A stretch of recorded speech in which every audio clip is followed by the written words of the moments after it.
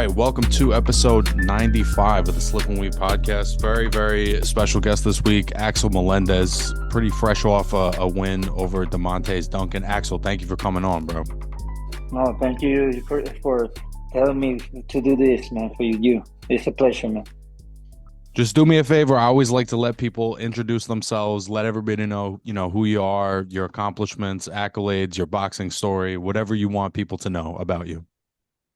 Okay, so I start boxing because I was in a fight on Walmart, and yeah, so one of my friends of school, he saw me fighting and he told me, "Why you fight on the street instead of fighting on the street? Just go with me to the gym." And I was like, "To the gym? To the gym to do what?" And he told me boxing. And I was like, okay.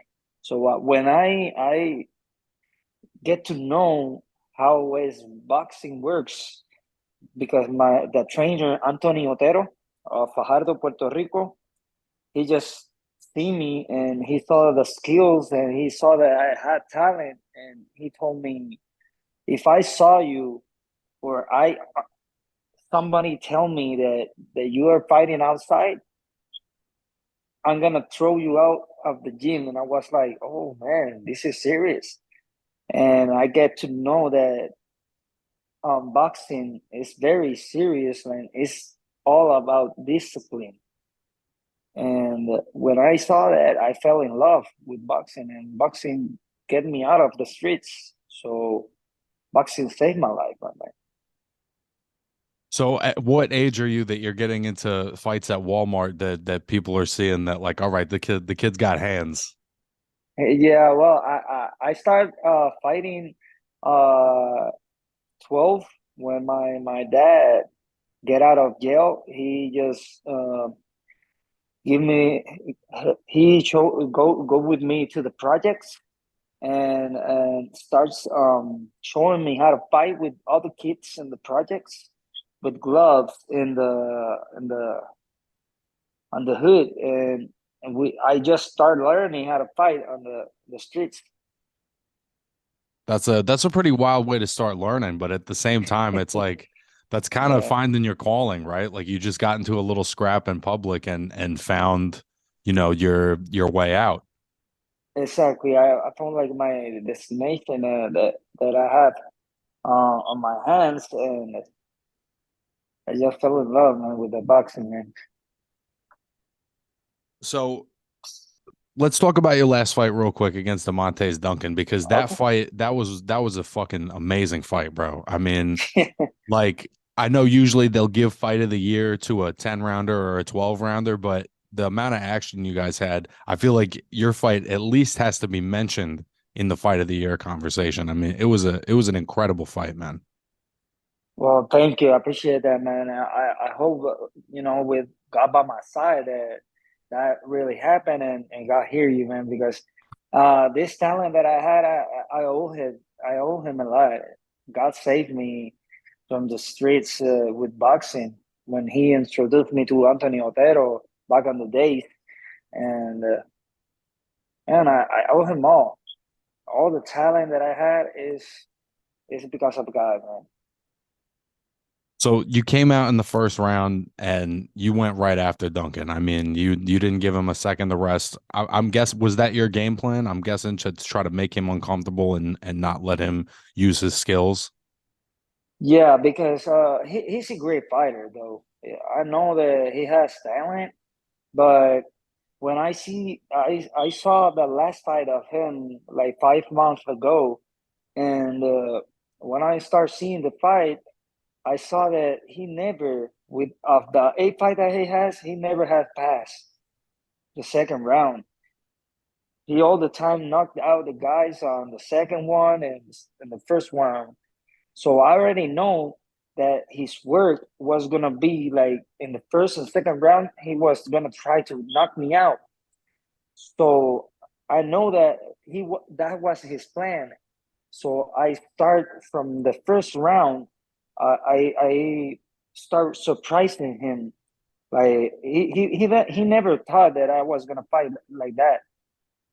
He was Do you surprised. think he assumed that he would hurt you or buzz you at some point, and that's why he was willing to fight on the inside? Yeah, because he think that he was confident on his power, but um I know that he doesn't got that power because of all the fighters that he had fight.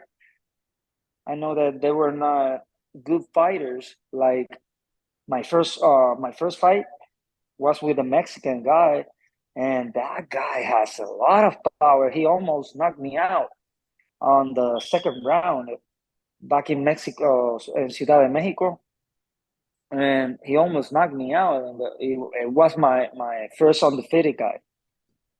And after that, I know that he doesn't get that power like that guy. So I know that he was never gonna understand the way that I was gonna fight him. Did you feel confident that you were the bigger puncher between you? Well, yeah, when I see on the first round that I almost knocked him out, when I start with the right hand and then with the hook, left hook, I know that he was hurt. And since the first round, I know that the fight was changing. So my corner and my trainers tell me you have to pressure more because we are in his house. So I start pressuring more because if I box him, I probably gonna lose no matter what. You know how boxing runs, and no matter what, if I see him, I'm seeing very good boxing him, they're gonna get him in the fight. So I start pressuring him and pressuring him more and more, and I know that if we probably go to 8 rounds because the fight was gonna be on 8 rounds first, but they don't accept. So then we accept with 6 rounds. If we go to 8 rounds, probably in the seventh round, he probably was not gonna come out. Well, I think part of what made it such a great fight was that you did hurt him really bad at the beginning, and it was clear that he was like holding on, you know. But then he kind of got his shit together and made some of the rounds competitive and Yeah, showed a lot of heart. I mean, he's a 20-year-old kid. Were you surprised at the amount of heart and durability that he showed against you? yeah. I was surprised because he get hit a lot, and he was getting all the uppers, and then my double hook, left hook on the body and then on the face with upper. He was getting all those, and I was surprised that he has a hard chin, man, because he like I don't know how to say it in English, but he was getting hit and he was standing there. So Yeah. he trained hard. I know that he was training hard because he has strong legs. Yeah, I mean, there was a couple of things that you hit him with that honestly, I feel like the majority of guys, if they got caught that clean, would have gone down. Yeah, but I know that I have to train a little bit more on my legs, on the way that I shot my because I'm getting off my own power because I'm not throwing, I'm not throwing with the legs. You know that we have like to turn down and then go up.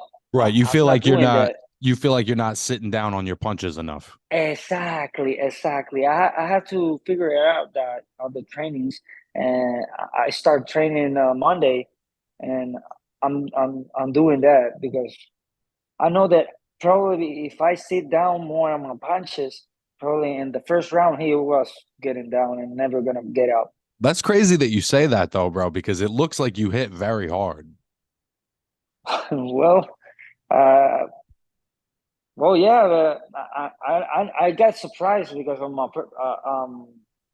other fights, all the other guys get down because and never get out again. I have 4 knockouts, and the only hard guy was my first one, that was the undefeated one, that we go to all 4 rounds. So I guess in looking down both of your resumes before the fight, right? It was a big step up for both of you guys in a lot of way. But then when I'm listening to the commentary, they're saying that you were sparring with all kinds of top guys in Puerto Rico at some point. Can you talk about who some of those guys were? Sure, sure. I spar Omar Rosario. He's Mm, one of very the talented, very talented. yeah. He's the new era. He's one of the guys that he's coming up very fast. And he signed up with Top Rank. He's my brother. He's one of the guys that actually step up for me and tell me get out of the streets and keep coming to the gym. And he showed some love there. And that guy is a brother for me. That he's family. He fought on And the the same other, card as you, right? yeah. Yeah. Um, and then the other one is Jose Pedraza, sniper. And after them, before when I start boxing, I start my sparring guys were Mike William and Mike Joe, Wow. the twins, championship of the world, and ex champion too. And the other one was Santiago Ojo Santiago. He was the one that fight Haney, the Dominican guy. Yep. He was one of my sparring back in Puerto Rico, and also Subriel Matias, that he actually is the champion of the world on the 140. The Arroyo brothers are smaller though, right? Were you younger when you were sparring with them? Yeah, and Okay, they yeah. hit hard. Yeah, That's what I yeah. figured. My sparring since I was younger were very hard. So I want to ask you about a couple of those guys. Talk to me about some of what you learned from sparring with Jose Pedraza, because he's a guy that's been around forever. And I feel like he knows how to box in every style. He can switch stances. He can Yeah, bet. I can tell you about that. That guy, man. At the first time that I sparred with him, he hit me very hard with a. He has a very good punch on the stomach, on the middle. Man, he throws that left hand, and he hit hard. He hit hard, and he switched very fast. He has fast legs. He's nice, and he showed me a lot. But he's humble guy. He's a humble guy, and he taught me a lot. I think he's one of the best at switching stances. A lot of times you'll see guys do that and they look uncomfortable in one of them, but he looks equally comfortable both stances.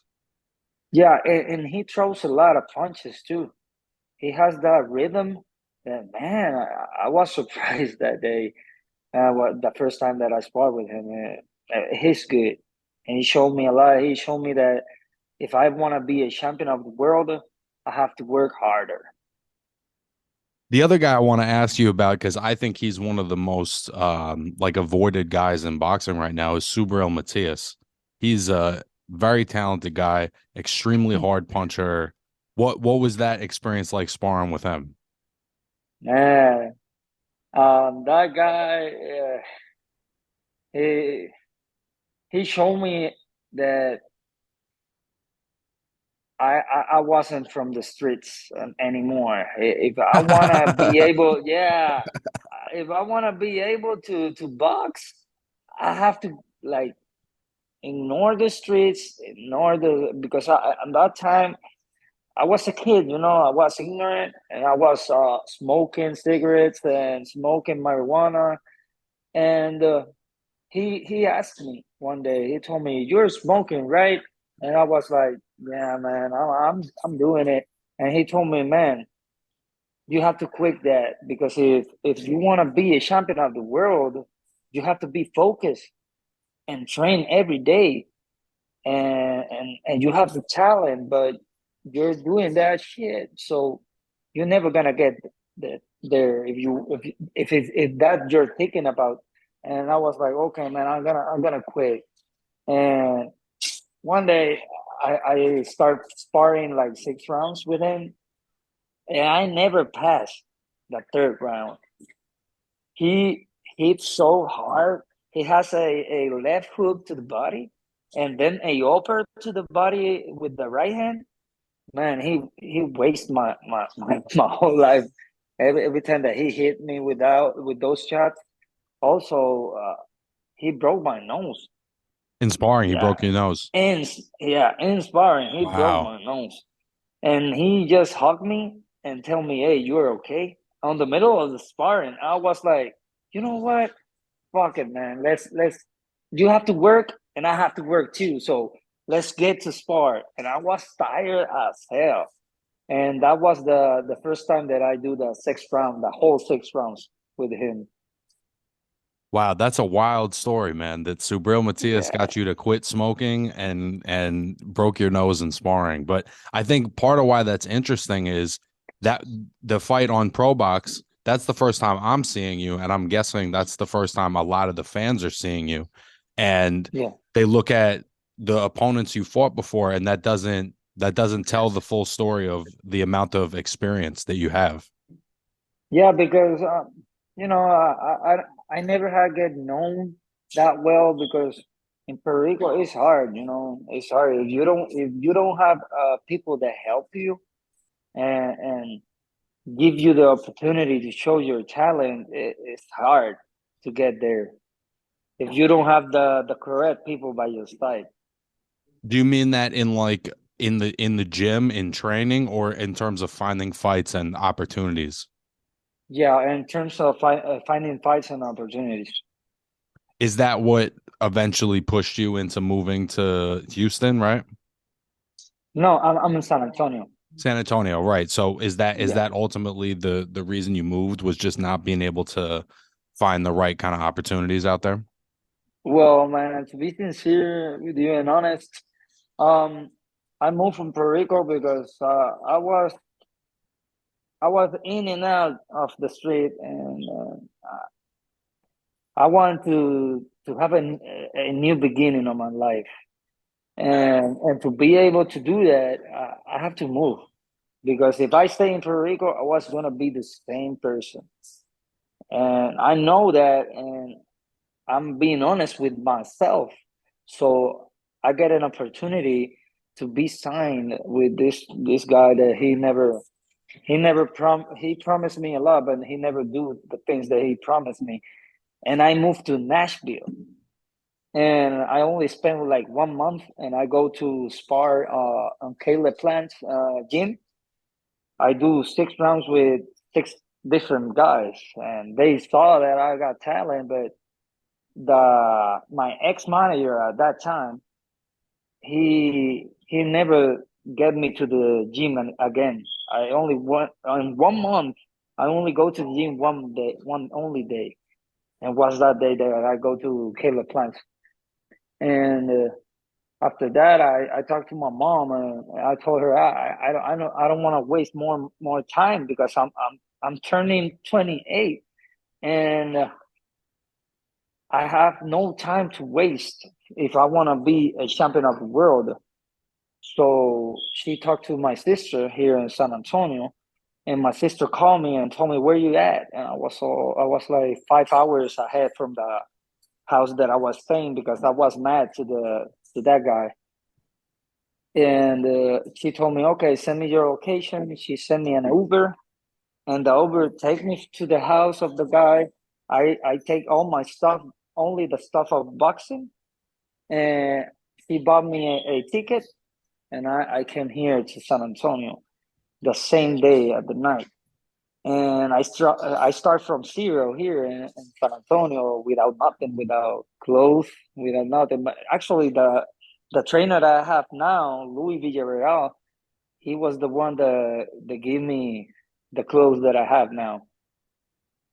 He gave Wow. me a box. Yeah, he gives me a big box and told me, if you show me that you really want a box, this is yours. Yeah, I do it from the bottom of my heart. I just was surprised.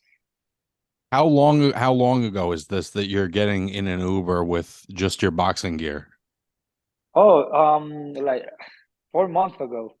Wow, man. So 4 months ago, you're not really even sure where you're living, starting over, and 4 months later, you're fighting on Probox in one of the Yeah, most exciting fights of the year.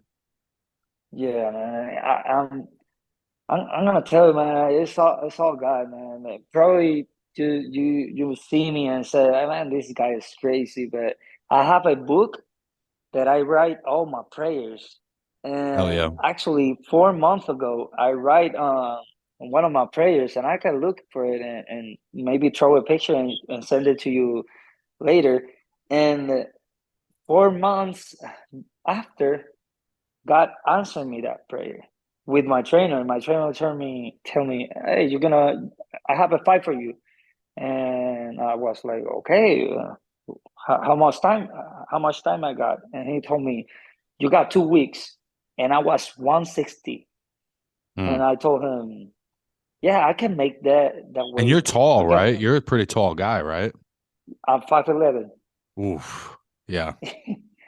And I turn in 2 weeks. I go down to 146, Jeez. and because I like to be like 2 pounds down, because just like that, when I go to the place, one day before, I can eat Right. and feel comfortable. And then I go to Plant City, and I was 147. And I told my trainer, you know what? It's in 148, and the contract says so. I'm gonna eat it. I'm gonna drink water, and that's why I turned 4 ounces more. It's 148.4 on the Oh, so fight. you were just over? For 4 ounces. Gotcha. Do you Yeah, feel like you'll stay at welterweight? yeah, I feel comfortable in there, man. I feel strong. I feel fast. It's not like in 154. All the guys were stronger and taller than me. So I went down. That's such a wild story of the fight with Duncan. I think it adds some really great context to it because it's like, I think it explains why you came out so fast. It's like, all right, here's this moment I have to show everybody what I got, and you fucking showed them. Yeah, man. I think that everybody was subestimating me. They subestimated because they don't know me. But it's okay, because in life it's gonna be like that always. Always. Everybody is gonna subestimate you. Everybody is gonna think that you cannot do it, but the only person that you have to trust is in you. So if you trust you, you can make everything happen in life. Now that you've had the opportunity to kind of fight on a platform like this and introduce yourself to boxing people, what would you like to do this year? I mean, obviously you've only had 6 fights, but you are 28. It's not old, but you also want to keep moving at a certain pace. What would you like to do with the rest of 2023? Well, man, I just want to fight to another undisputed guy. I'm willing to die in that ring if I have to. This is all about sacrifices, like, and to be able to demonstrate my talent to the whole world, and say, "Hey, it's a new talent coming up, and he's from Puerto Rico." And I'm gonna feel my heart, like, yeah, man, it's gonna be fun to show the world. And obviously, because I wanna demonstrate the whole world that with confidence and faith, you can make everything happen in your life. So, and with hard work, the hard work pays off. You don't have to be talented. You only have to work hard every day. I wake up at 1:50 a.m. and I go to the gym at that hour, and I train until 4 a.m. and then I go to work at 6 to 2. So you're And still then you're still working a job. yeah, man, What do you do? Circle K, Oh, okay. the gas station, yeah. Yeah, yeah, yeah. And it's hard, man, because I'm tired. I'm doing weight, and then receiving the people that come at, receiving all the energy. It's hard. It's hard, but it's part of life, man.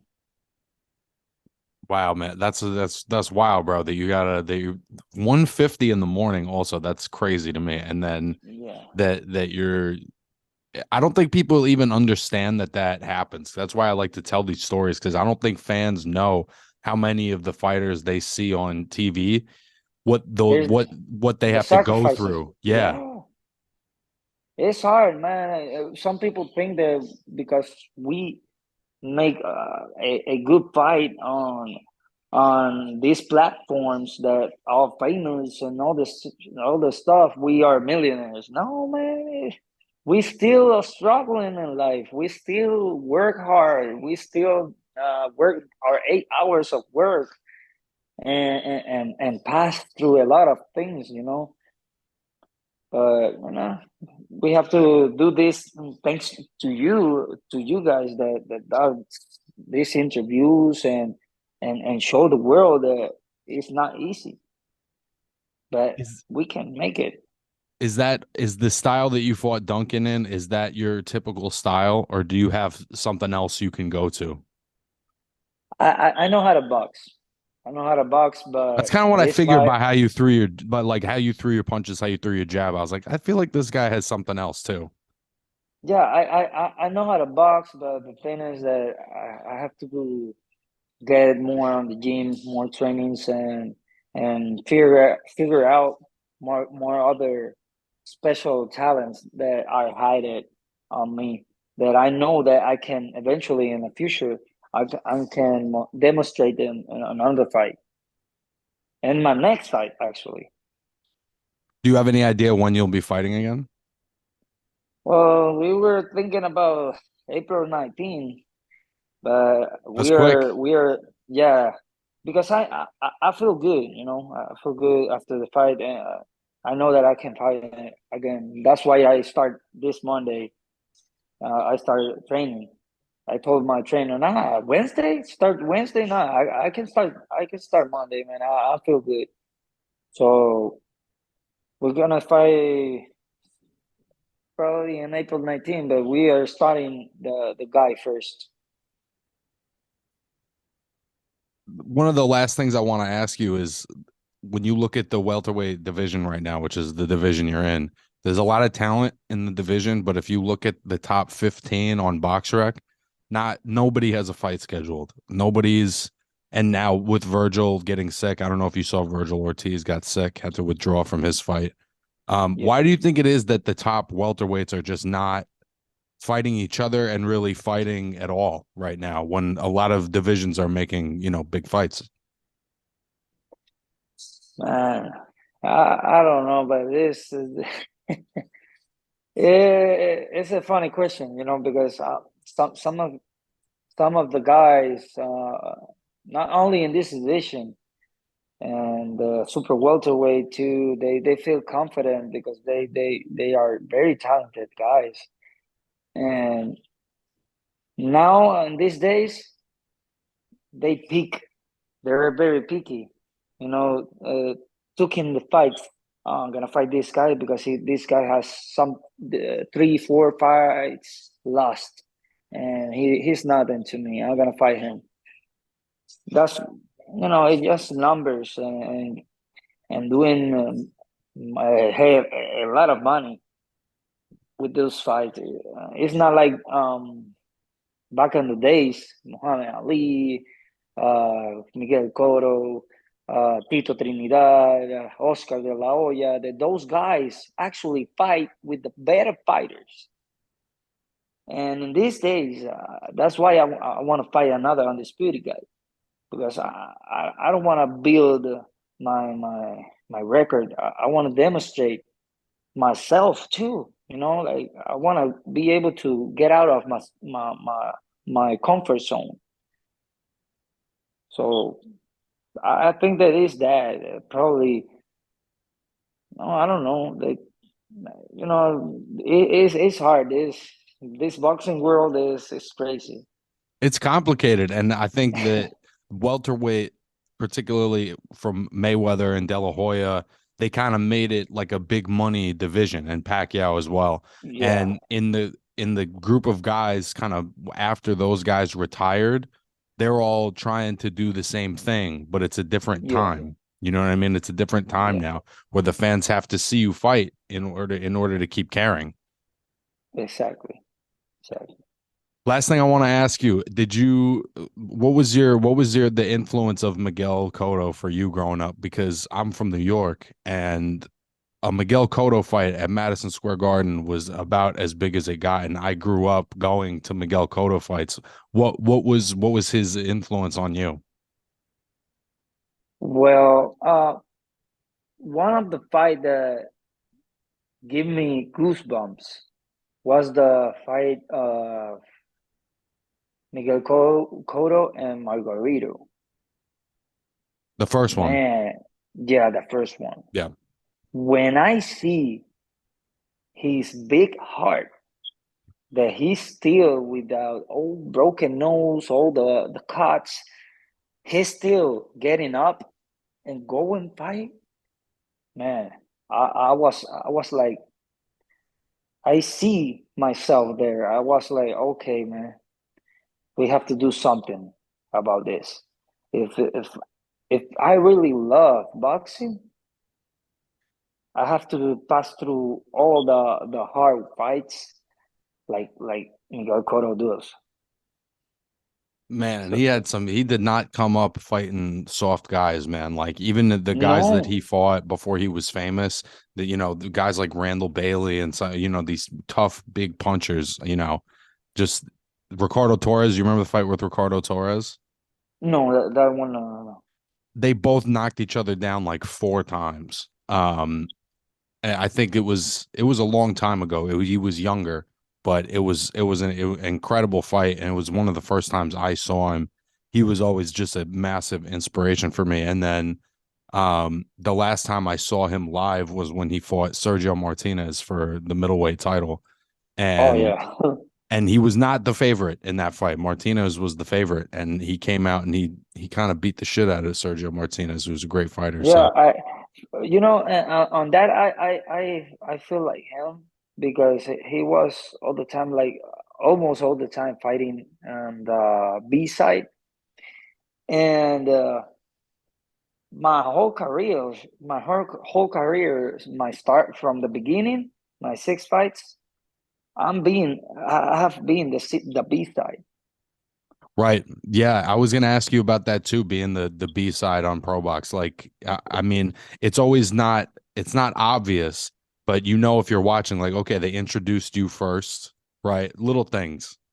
Yeah, yeah, it's hard, fighting other guys when they are in their home because even the judges, they're gonna support them because Well, this is like politic, man.